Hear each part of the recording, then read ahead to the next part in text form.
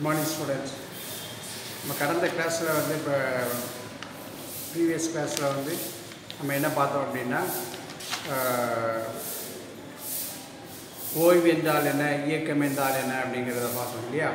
ஓய்வு என்றால் என்ன, இயக்கம் என்றால் என்ன அப்படிங்கிறத பார்த்தோம்.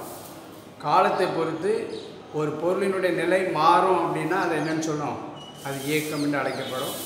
அப்படி அந்த பொருள் அப்படி மாற்றம் இல்லாமல் அதே இடத்துல தொடர்ச்சியாக இருக்குமா, ஒரே இடத்துல இருக்கும்னா அது என்ன நிலை அப்படின்னு சொல்லுவோம், ஓய்வு நிலை அப்படின்னு சொல்லி என்ன சொல்கிறோம் அப்படிங்கிறத பார்த்தோம். when there is a change in the position of an object with respect to time, then it is called the motion. If it remains stationary, it is called the rest அப்படின்னு என்ன செஞ்சோம் பார்த்தோம். சரியா, அதை பார்த்தோம். அதே போல் விசை என்றால் என்ன அப்படிங்கிறத பார்த்தோம் ஐயா. ஒரு பொருளின் மீது உயிருள்ள அல்லது உயிரற்ற காரணிகளால் செயல்படுத்தப்படக்கூடிய தள்ளுதல் அல்லது இழுத்தல் செயல்கள் தான் என்னென்னு அழைக்கப்படுகிறது, விசை என்று என்ன செய்யப்படுகிறது, அழைக்கப்படுகிறது. சரியா, ஒரு பொருளின் மீது உயிருள்ள அல்லது உயிரற்ற காரணிகளால் செயல்படுத்தக்கூடிய தள்ளுதல் அல்லது இழுத்தல் செயல்கள் தான் என்னென்னு அழைக்கப்படுகிறது, விசை என்று அழைக்கப்படுகிறது அப்படிங்கிறத பார்த்தோம். சரியா, அதாவது forces are push or pull by an animate or inanimate agents. அனிமேட்னா என்னது, உயிருள்ள காரணிகள். இன்அனிமேட்னா என்னது, உயிரற்ற காரணிகளால் ஒரு பொருளில் ஏற்படக்கூடிய மாற்றங்கள், தள்ளுதல் அல்லது இழுத்தல் செயல்கள் தான் என்னென்ன அழைக்கப்படுகிறது, விசை என்று அழைக்கப்படுகிறது அப்படிங்கிறத என்ன செஞ்சோம், கடந்த கிளாஸில் என்ன செஞ்சோம் பார்த்தோம். ப்ரீவியஸ் கிளாஸில் we have learned it. சரியா, we have learned it. இப்போ இன்னைக்கு நம்ம என்ன பார்க்க போகிறோம் அப்படின்னா, முதலாவது தொடு விசை, தொடு விசை, அப்புறம் என்ன விசை, தொடா விசை.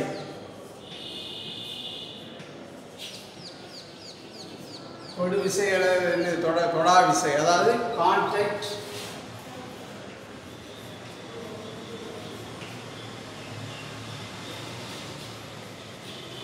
கான்டாக்ட் அண்ட் என்னது நான் கான்டாக்ட்.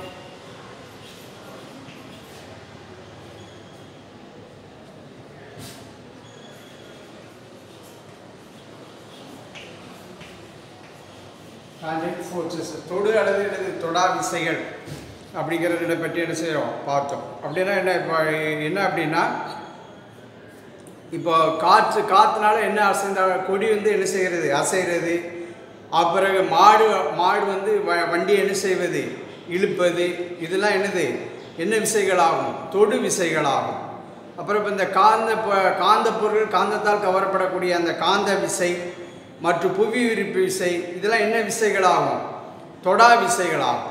ஏன் இப்போ இந்த தொடு விசை அப்படின்னு சொல்லுதோம் அப்படின்னா, இந்த கொடி அசைந்தாடுவது அல்லது மாடு வண்டி எடுப்பது, இதிலலாம் வந்து என்ன அப்படின்னா, பொருளை வந்து என்ன செய்கிறதுனால, தொடுவதன் மூலமாக எது செயல்படுத்தப்படுகிறது, விசை என்ன செய்யப்படுகிறது, செயல்படுத்தப்படுது. கொடி அசைந்தாடும்போது காற்று வந்து அந்த கொடியில் என்ன செய்கிறது, தொடுகிறது. அதே போல் மாடு வண்டி இழுக்கும்போது அந்த மாடு வந்து வண்டியில் என்ன செய்கிறது, தொடுகிறது.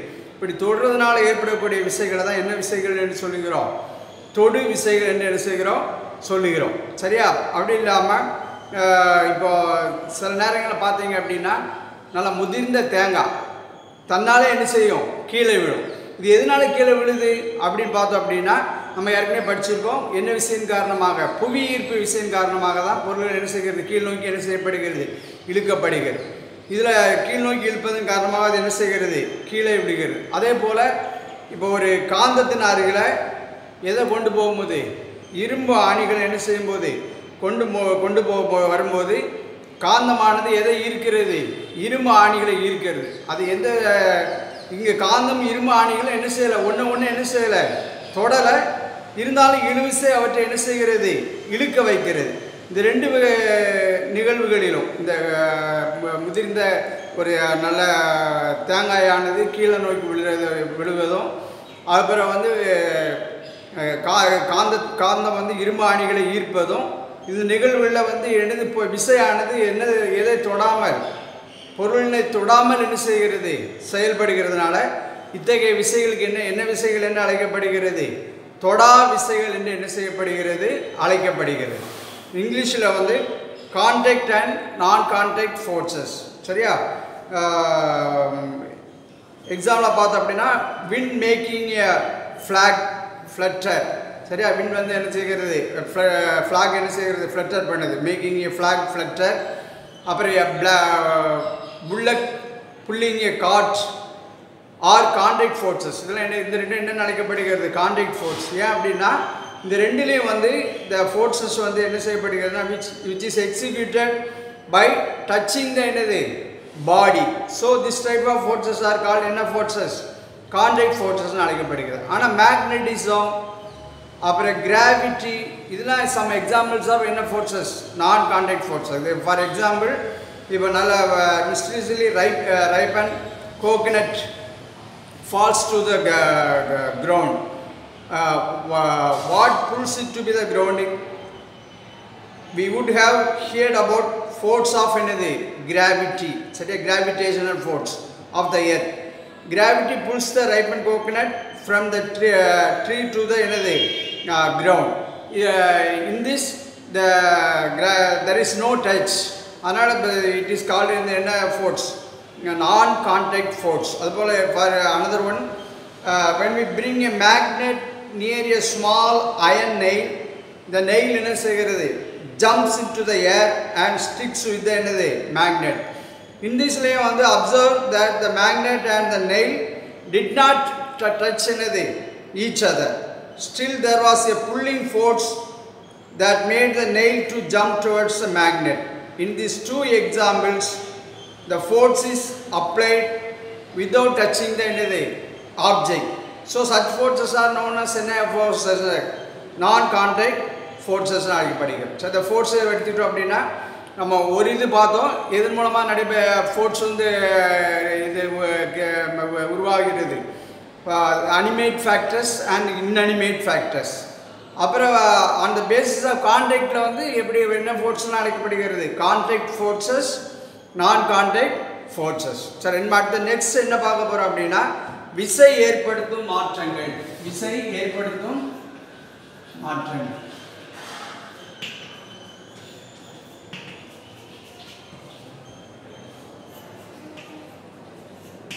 விசை ஏற்படுத்தும் மாற்றங்கள்.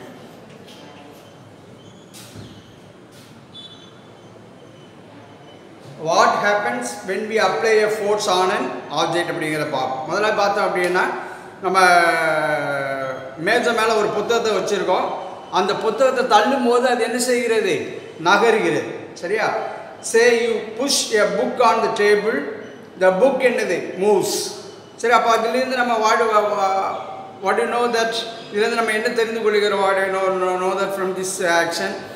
விசையானது ஒரு பொருளின் மீது என்ன செய்யும்போது செயல்படும் போது அப்பொருளை என்ன நிலையில் இருந்து, அந்த மேஜை மேலே பொருள் வந்து என்ன நிலையில் இருந்துச்சு, ஓய்வு நிலையில் இருந்துச்சு. ஆனால் அதை நம்ம தள்ளும் போது என்ன செய்கிறது, அப்போ அது மேலே ஒரு விசை செயல்படுத்தப்படும் பொழுது அது என்ன நிலையில் இருந்து, ஓய்வு நிலையிலிருந்து என்ன நிலைக்கு கொண்டு வருகிறது, இயக்க நிலைக்கு என்ன செய்கிறது, கொண்டு வருகிறது. அப்போ முதலாவது விசை ஏற்படுத்தக்கூடிய மாற்றம் என்ன அப்படின்னா, பொருள்களை வந்து ஒரு பொருளின் மீது விசை செயல்படும் போது அது வந்து பொருளை வந்து என்ன நிலையிலிருந்து, ஓய்வு நிலையிலிருந்து என்ன நிலைக்கு கொண்டு செல்கிறது, இயக்க நிலைக்கு என்ன செய்கிறது, கொண்டு என்ன செய்கிறது, செல்லுகிறது. சரி, அதை இப்போ பார்த்தோம் அப்படின்னா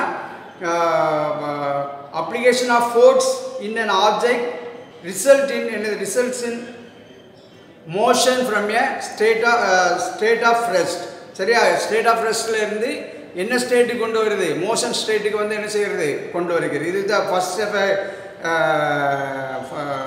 விசை ஏற்படுத்தக்கூடிய முதலாவது மாற்றமாகும்.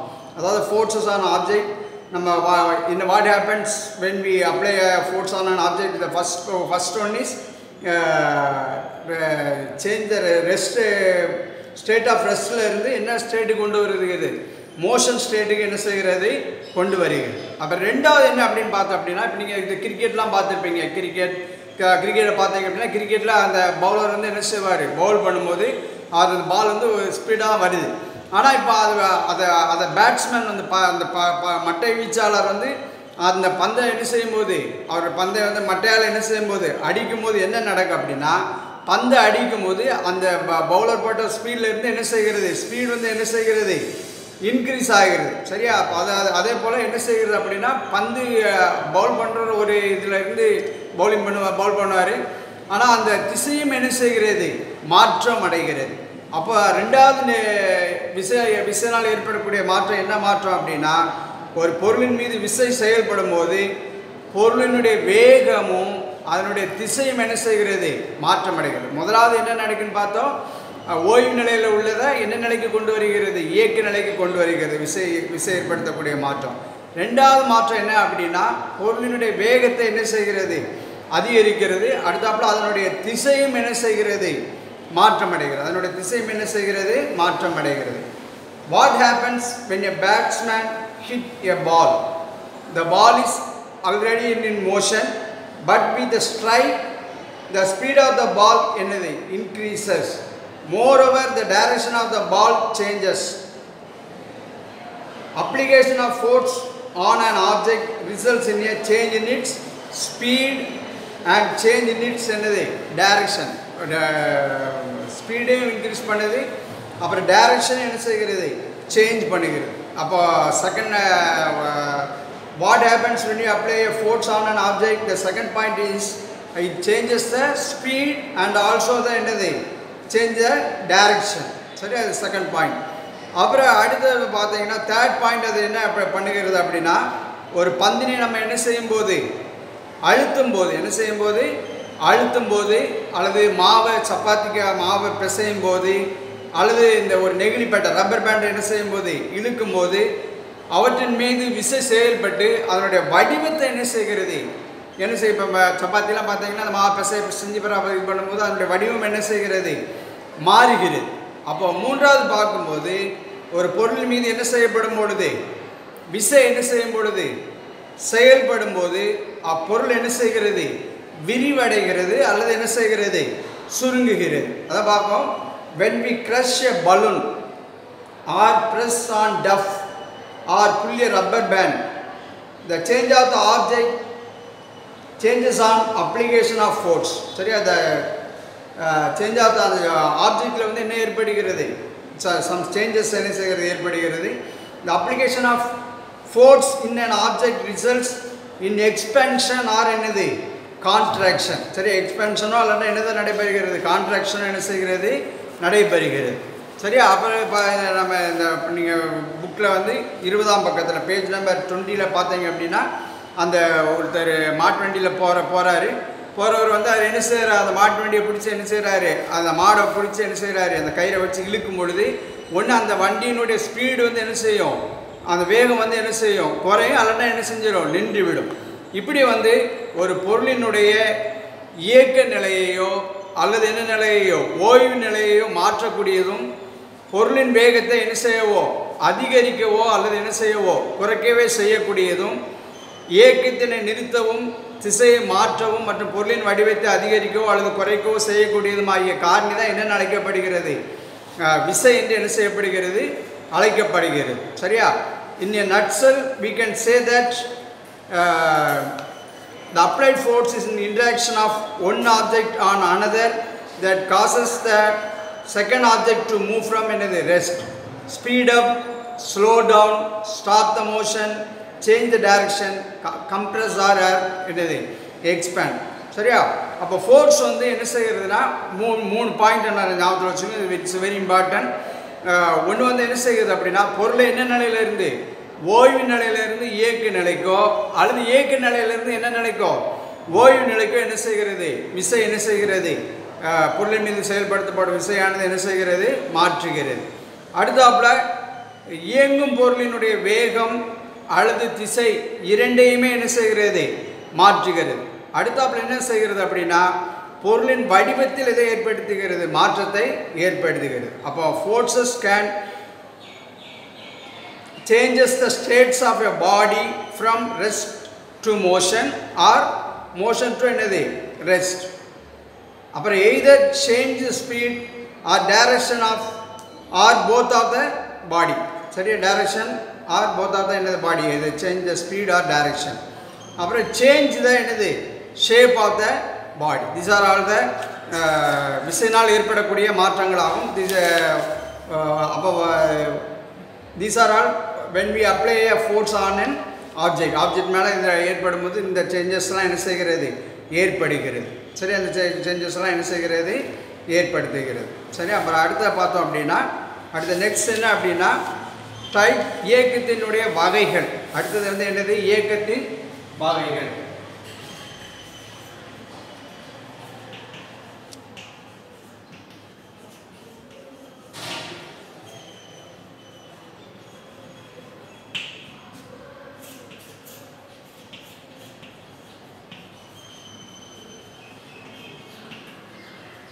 Types of motion. சரியா, இப்போ ஒரு ஆக்டிவிட்டி செய்து பார்க்க சொல்லியிருக்கு. அதாவது என்ன அப்படின்னா என்ன அப்படின்னா ஒரு சாந்திங்கிற ஒரு பெண் வந்து என்ன செய்கிறா அப்படின்னா பென்சிலை எடுத்துகிட்டு அதை என்ன ஆக்குறா, நல்லா ஷார்ப்பாக கூராக்குதான், கூர்மையாக்கி கொண்டு ஷார்ப்னர் கொண்டு அதை நல்லா என்ன செய்கிறா, ஷார்பன் பண்ணுறா, கூராக்கி கொடுக்குறான். சரியா, ரெண்டாவது அந்த படத்தில் பார்த்தீங்கன்னா 21ஆம் பக்கத்தில் பார்த்தீங்கன்னா அதில் ரெண்டாவது என்ன பண்ணுறா அப்படின்னா கவராயத்தையும் பென்சிலையும் பயன்படுத்தி ஒரு வெள்ளத்தாளில் என்ன வரைகிறாவா, வட்டத்தை என்ன செய்கிறா, வரைகிறா. அப்புறம் பார்த்தோம் அப்படின்னா ஒரு அளவுகோலை பயன்படுத்தி வேறொரு தாளில் என்ன வரைகிறா, நேர்கோடு என்ன செய்கிறா, வரைந்தா. அடுத்தாப்புல தனது விரல்களுக்கு இடையே பென்சிலை வைத்து என்ன செய்கிறா, முன்னும் பின்னும் என்ன செய்கிறா, அசைக்கிறா. சரியா, இந்த 4 செயலை நம்ம பார்க்கும்போது என்னென்ன நம்ம அதில் வந்து உணர்ந்து கொள்கிறோம் அப்படின்னா முதல் செயலை பென்சில் வந்து அதனுடைய அச்சை பற்றி என்ன செய்கிறது, சுழல்கிறது. ரெண்டாவது என்ன செய்கிறது, அந்த பென்சில் வந்து என்ன பாதையில் சுழல்கிறது, வட்ட பாதையில் என்ன செய்கிறது, இயங்குகிறது. மூன்றாவது செயலில் பென்சில் என்ன கோட்டில் இயங்குகிறது, நேர்கோட்டில் என்ன செய்கிறது, இயங்குகிறது. நான்காவது செயலில் பென்சில் வந்து என்ன இயக்கத்தை மேற்கொள்கிறது, அலைவு இயக்கத்தை என்ன செய்கிறது, மேற்கொள்கிறது. சரி, அதில் அதான் சாந்தி took a pencil and sharpened it with a sharpener. Second one, then she drew a circle using the pencil and a compass. After third one வந்து என்ன, later she took a ruler and drew a straight line in another paper. Then she kept the pencil between her fingers and moved it back and forth. So இந்த four actions இருந்தோம். What do we learn that? In the first case, the pencil rotated in its axis. In the second case, it went in a circle. The third one on the pencil traveled in a straight line. Fourth one on the pencil tip moved back and forth. It oscillated like a swing. In Mama, இது என்ன செய்கிறது, இது பண்ணிக்கிறது. ஆனால் இதில் நம்ம என்ன இயக்கம்லாம் பார்த்தோம் அப்படின்னா முதலாவது இது பண்ணக்கூடியது என்ன இயக்கம், சுழற்சி இயக்கம். ரெண்டாவது இதில் என்ன இயக்கம், வட்டப்பாதை இயக்கம். அடுத்ததில் வந்து அந்த கோடு நேர்கோடு வரைகிறது நேர்கோட்டு இயக்கம். அப்புறம் அடுத்த முன்னும் பின்னும் நகர்த்துவது என்ன இயக்கம், அலைவு இயக்கம். ஆகிய 4 இயக்கங்களை பென்சில் மேற்கொள்கிறது அப்படின்னு நம்ம என்ன செய்யலாம், சொல்லலாம். சரியா, we can say that the motion of the pencil was rotational, circular, straight line or linear and later acceleratory. சரியா, இந்த மாதிரி இது பண்ணலாம். அது மாதிரி நம்ம இன்னொன்று எடுத்துட்டோம் அப்படின்னா ஒரு காகிதத்தில் நீங்கள் போட்டு விமானம்லாம் செய்து விளையாடுவீங்க. இப்போ ஒரு விமானம் மாதிரி ஒரு இப்போ நீங்கள் காகிதத்தில் செஞ்சு அதில் ஒரு ஏவுகணை ஒரு குறிப்பிட்ட கோணத்தில் நம்ம என்ன செஞ்சோம் அப்படின்னா வீசும்போது அதனுடைய பாதையை உற்று நோக்கணும் அப்படின்னா அது என்ன செய்கிறது, இப்படி அந்த பாதை இப்படி இந்த மாதிரி ஷேப்பில் என்ன செய்கிறது, இது பண்ணுறது நம்ம என்ன செய்யலாம், பார்க்கலாம். சரி, அது ஒரு வளைவு பாதையாக இருக்கும். சரியா, காகிதம் முன்னோக்கி நகர அதே வேளையில் அதனுடைய திசையை தொடர்ந்து என்ன செய்யப்படுகிறது, மாற்றத்துக்கு உட்படுத்துகிறது. இதை என்ன பாதை இயக்கம் அப்படின்னு சொல்கிறது அப்படின்னா வளைவு பாதை இயக்கம் அப்படின்னு என்ன செய்கிறோம், சொல்லுகிறோம். அதே போல் ஒரு அறையில் இங்கும் அங்கும் நகரக்கூடிய எடுத்துட்டோம் அப்படின்னா அது பார்த்தோம் அப்படின்னா அதனுடைய பாதை வந்து என்ன செய்கிறது, அனைத்து இயக்கங்களையும் என்ன செய்கிறது, உள்ளடக்கிய சீரற்ற பாதையாக என்ன செய்கிறது, இருக்கிறது. சரியா, ஒரு பொருளின் பாதை. சரி, we can say that the motion of the pencil was rotational, circular, straight line or linear and later accelerated. Throw paper aeroplanes or paper dot, what is flight path when you throw it at an angle. The path curves, that is the paper flight is moving ahead but its direction is changing while moving. Such paths are called curvilinear. சரியா? A flight buzzing around the room is a combination of all these motions, and flight path is zigzag. பொருளினுடைய பாதையை பொறுத்து அதனுடைய இயக்கத்தை வந்து நம்ம என்ன செய்யலாம், கீழ்காண்டவாறு என்ன செய்யலாம், வகைப்படுத்தலாம். அது என்ன இயக்கம்னா அப்படின்னா, முதலாவது என்ன இயக்கம் அப்படின்னா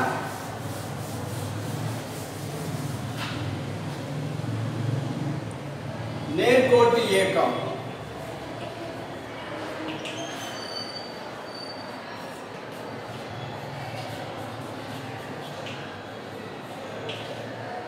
நேர்கோட்டு இயக்கம் அல்லட்டா அது என்ன motion, linear motion. English linear motion. அடுத்து ரெண்டாவது எடுத்துக்கிட்டோம் அப்படின்னா என்ன அப்படின்னா, ரெண்டாவது செகண்ட் ஒன் நைஸ் வந்து என்ன அப்படின்னா வளைவு பாதை இயக்கம். என்ன பாதை இயக்கம்,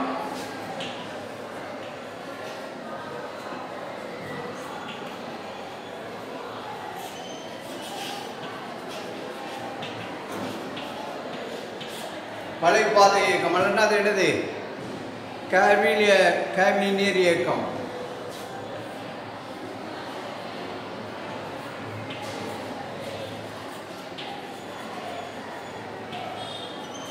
மூன்றாவது இயக்கம் என்ன இயக்கம் அப்படின்னா வட்டப்பாதை இயக்கம். என்ன இயக்கம், வட்டப்பாதை இயக்கம்.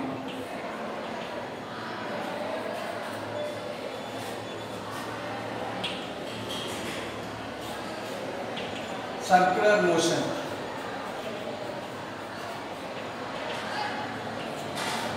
அடுத்த பார்த்தோம்னா ஃபோர்த் ஒன் பார்த்தோம் அப்படின்னா என்ன மோஷன், தற்சுழற்சி இயக்கம். என்ன இயக்கம், தற்சுழற்சி இயக்கம்.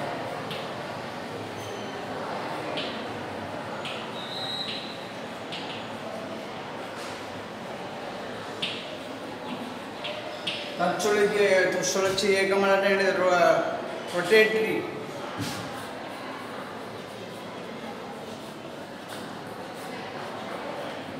Rotatory motion. சரி, அடுத்து பார்த்தோம் அப்படின்னா ஃபிஃப்த் ஒன் வந்து என்ன அப்படின்னா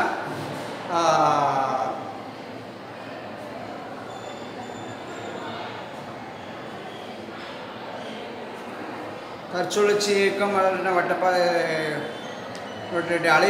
அலைவு.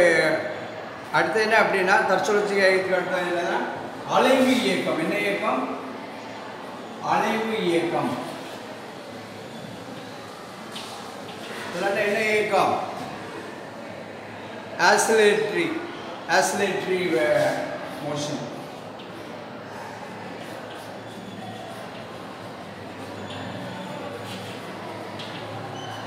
ஆசிலேட்டரி மோஷன், அலைவு இயக்கம். சரி, அலைவு இயக்கம். அடுத்தது என்ன இயக்கம், ஒழுங்கற்ற இயக்கம். என்ன இயக்கம்,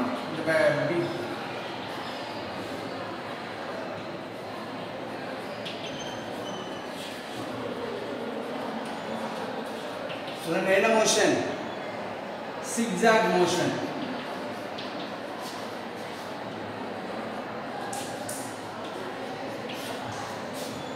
அதாவது பார்த்தோம் அப்படின்னா நேர்கோட்டு இயக்கம். நம்ம ஏற்கனவே பார்த்தோம் அந்த சாந்திங்கிற அந்த பொண்ணு வந்து என்னது, அந்த ஸ்கேலை வச்சு என்ன கோடு வரைகிறான், நேர்கோடு வரைகிறான். அப்போ நேர்கோட்டு பாதையில் நடைபெறக்கூடிய இயக்கம் தான் என்ன இயக்கம்னு. இப்போ நம்ம நேராக நடந்து செல்கிறோம் அப்படின்னா அது நம்ம நேரான பாதையிலே போகிறோம். அப்போ அப்படி நேர்கோட்டு பாதையில் நடைபெறக்கூடிய இயக்கம் தான் நேர்கோட்டு இயக்கம். அதான் சொல்லியிருக்கு, நேர்கோட்டு பாதையில் நடந்து சென்று கொண்டு இருக்கக்கூடிய மனிதன் வந்து எதுக்கு எடுத்துக்காட்டு, நேர்கோட்டு இயக்கத்திற்கு எடுத்துக்காட்டு. வளைவு பாதை இயக்கம்னா என்ன அப்படின்னா முன்னோக்கி சென்று கொண்டு, ஆனால் முன்னோக்கி போயிட்டுருக்கோம், ஆனால் பாதையினுடைய திசையை என்ன செஞ்சுட்டே இருக்கோம், தொடர்ந்து மாற்றிக்கொண்டே இருப்பது என்ன இயக்கம்னா தான் பார்த்தோம். அந்த ஒரு நம்ம பேப்பரில் செஞ்ச காகிதத்தால் செய்யப்பட்ட ஒரு விமானம் அல்லது ஏவுகணை நம்ம அப்படி வீசும்போது அது செல்லக்கூடிய பாதை முன்னோக்கி போகுது, ஆனால் தொடர்ந்து திசையை என்ன செஞ்சுக்கிட்டு இருக்கு, தனது பாதையின் திசையை தொடர்ந்து என்ன செய்து கொண்டே இருக்கிறது, மாற்றிக்கொண்டே இருப்பது பொருளின் இயக்கம். என்ன இயக்கம், வளைவு பாதை இயக்கம். இன்னொரு எடுத்துக்காட்டு கூட சொல்லியிருக்காங்க, வீசி எறியப்பட்ட பந்து, அது என்ன இயக்கத்திற்கு எடுத்துக்காட்டு, வளைவு பாதை இயக்கத்திற்கு எடுத்துக்காட்டாகும். அடுத்து வட்டப்பாதையில் நம்ம பார்த்தா ஏற்கனவே அந்த கேம்பஸ் வச்சு அந்த பொண்ணு என்ன செஞ்சா, ஒரு சர்க்குலர் வரைஞ்சா. அது வந்து என்னது, வட்டப்பாதையில் நடைபெறும் இயக்கம் வந்து எடுத்துக்காட்டு கயிற்றின் முனையில் கட்டப்பட்டு சுழற்றப்படும் கல்லினுடைய இயக்கமாகும். அடுத்தாற் போல என்ன இயக்கம்? தற்சுழற்சி இயக்கம். ஒரு அச்சினை மையமாக கொண்டிருக்கும் பொருளினுடைய இயக்கம் தான் என்ன இயக்கம்னு அழைக்கப்படுகிறது? தற்சுழற்சி. அதுக்கு எடுத்துக்காட்டாக பம்பரத்தினுடைய இயக்கம். எதனுடைய இயக்கம்? பம்பரத்தினுடைய இயக்கம். அடுத்தது அலைவு இயக்கம்னா என்ன அப்படின்னா, ஒரு புள்ளியை மையமாக கொண்டு ஒரு குறிப்பிட்ட கால இடைவெளியில் முன்னும் பின்னுமாகவோ அல்லது இடது வலமாகவோ மாறி மாறி நகரும் பொருளின் இயக்கம் தான் என்ன இயக்கம்னு அழைக்கப்படுகிறது? அலைவு இயக்கம். இதுக்கு எடுத்துக்காட்டு என்னது? தனி ஊசல் வந்து ஒரு அலைவு இயக்கத்துக்கு ஒரு எடுத்துக்காட்டாகும். அடுத்தது ஒழுங்கற்ற இயக்கம்னா என்ன அப்படின்னா, வெவ்வேறு திசையில் நகரக்கூடிய பொருளினுடைய இயக்கம் தான் என்னென்னு அழைக்கப்படுகிறது? ஒழுங்கற்ற இயக்கம் என்று அழைக்கப்படுகிறது. மக்கள் நெருக்கம் மிகுந்த தெருவில் நடந்து செல்லும் மனிதர்களுடைய இயக்கம் வந்து என்ன இயக்கத்துக்கு எடுத்துக்காட்டு? ஒழுங்கற்ற இயக்கத்திற்கு எடுத்துக்காட்டாகும். பார்த்தோன்னா ஃபர்ஸ்ட் ஒன் வந்து லீனியர் மோஷன். என்ன மோஷன்? Linear motion. இது மோஷன் இதில் மோஷன் வந்து எப்படி இருக்கும் அப்படின்னா, ஸ்ட்ரெயிட் லைனில் என்ன செய்யும் இருக்கும். A person walking on a straight path. அப்புறம் அது கர்விலினியர் மோஷன் அப்படின்னா அதுக்கு motion of a body moving ahead but changing என்னது? மூவிங் ஃபார்வர்டாக மூவ் பண்ணும், ஆனால் என்ன சேஞ்சஸ் இட்ஸ் டைரக்ஷன். அதுக்கு இது motion of a ball thrown. சரியா? Motion of a ball thrown. அடுத்த நெக்ஸ்ட் வந்து என்னது? Circular motion. இது என்னது? மோஷன் என்னது? என்ன மோஷன் என்ன மூமெண்ட்ஸ் எப்படி இருக்கும்? சர்க்குலர் பாத்தில் இருக்கும். சரியா? மோஷன் என்ன? சர்க்கிள். எக்ஸாம்பிள் வந்து என்னன்னா, swirling stone tied to the rope. ஒரு ரோப்பில் ஒரு கயிறை ஒரு கயிறின் முனையில் கட்டி அப்படியே சுற்றுறது வந்து என்ன இதுக்கு எடுத்துக்காட்டு? சர்க்குலர் மோஷனுக்கு எடுத்துக்காட்டாகும். Swirling stone tied to the rope. அடுத்த rotatory motion. Motion of a body abouts its என்ன ஆக்ஷன்? Own axis. சரியா? இதுக்கு என்ன ரொட்டேட்டிங் என்னது? டாப். அடுத்த நெக்ஸ்ட் வந்து என்ன இயக்கம்? Oscillatory motion. என்ன மோஷன்? ஆசிலேட்டரி மோஷன் அப்படின்னா a body coming back to the same position after a fixed time interval. இதுக்கு எக்ஸாம்பிள் வந்து என்னது? பெண்டுலம் வந்து ஆசிலேட்டரி மோஷனுக்கு எடுத்து எக்ஸாம்பிள். அடுத்தது என்ன மோஷன்னா, சிக்ஸாக் மோஷன். என்ன motion? Zigzag motion. The motion of a body in a different direction. Example people walking in a crowded street. This is an example of என்னது? zigzag motion. homework வந்து page number 32ல இருக்கு. English medium புக்கும் page number 32 தான். அப்புறம் தமிழ் மீடியத்திலேயே வந்து 32ஆம் பக்கத்தில் தான் அந்த கொஸ்டின் இருக்கிறது. Name different types of motion based on the path. பொருள் நகரும் பாதையின் அடிப்படையிலான இயக்கங்களை கூறுக. இந்த ஹோம்ஒர்க் எழுதி நீங்கள் படித்து எழுதி அந்த ஆசிரியருக்கு என்ன செய்யணும்? சப்மிட் பண்ணிடணும். அடுத்த கிளாஸில் சப்மிட்